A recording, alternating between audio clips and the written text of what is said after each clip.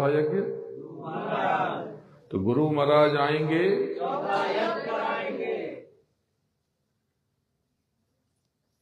इसमें कोई संशय नहीं है प्रेमियों।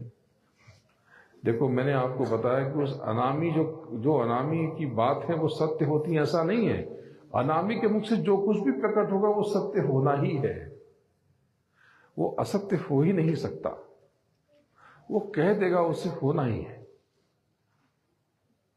तो गुरु महाराज ने जब ये कहा तो बहुत से तथाकथित विद्वानों ने ये बताना शुरू किया कि अरे कलयुग की आयु तो 4 लाख साल से ऊपर, अभी तो 5000 वर्ष होने को हैं या हुए हैं, अभी कहाँ। लेकिन आज देखो, इस घटना को 40-50 साल हुए और आज बहुत सारे विद्वान कहने लगे कि अगले कुछ वर्षों में कलयुग जाएगा और कलयुग में सतयुग आएगा। ये समय बहुत दूर नहीं है प्रेमियों। ये काफिला, दुखनाशक काफिला इसलिए निकला कि बहुत बड़ा सफाया आने वाले कुछ दशकों में, आने वाले 1-2 दशकों में और कुछ सालों में होने वाला है। ये जो वर्ष है 2025, इसका जो महीना है मार्च अप्रैल, ये पार होगा तो आपको संसार में मालूम पड़ने लगेगा।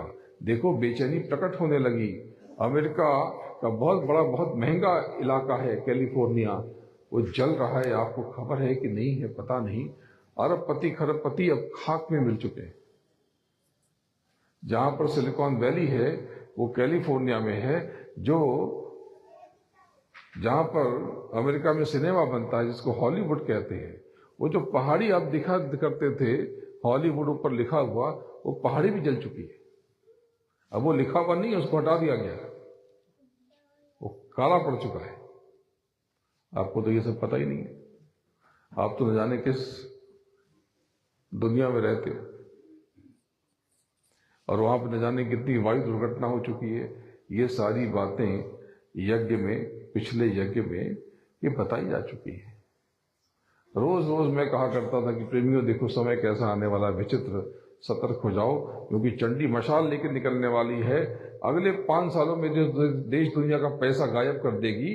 और देखो, अब लोग कसमसा रहे हैं क्योंकि लोगों की कीमतें, लोगों की संपत्ति कम हो रही, क्योंकि शेयर बाजार धीरे धीरे चरमराता जा रहा। देखो प्रेमियों, आगे तो बहुत कुछ होगा। ये थोड़ा संभलेगा, थोड़ा सा ऊपर जाएगा, उसके बाद फिर से कुछ समय के बाद तहस नहस हो जाएगा।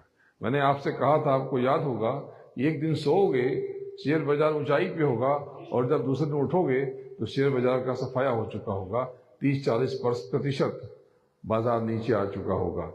तो उस समय से लेकर के अब तक बहुत सी शेयरों की कीमतों में 50-60% तक की गिरावट आ चुकी। ये कब बताया गया था आपको?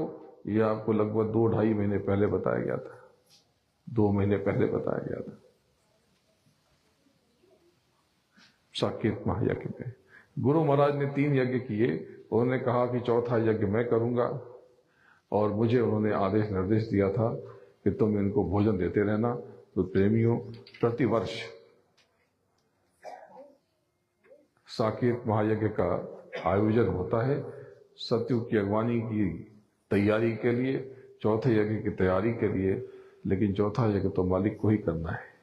तो प्रेमियों, ये यज्ञ इतना अद्भुत, इतना अद्वितीय कि जो यज्ञ कराने आते हैं अग्निहोत्र, कर्मकांडी, पुरोहित, वो कहते हैं कि ऐसा यज्ञ तो हमने सुना था कि सतयुग में होता है, द्वापर और त्रेता का पता नहीं, लेकिन कलयुग में हमने ऐसा यज्ञ सुना ही नहीं। ऐसा विलक्षण यज्ञ हमने सुना ही नहीं। प्रेमियों, उस आग के कुंड पर, हवन के कुंड पर, यज्ञ की वेदी पर ऐसी ऐसी दवाएं बनाई गई हैं जो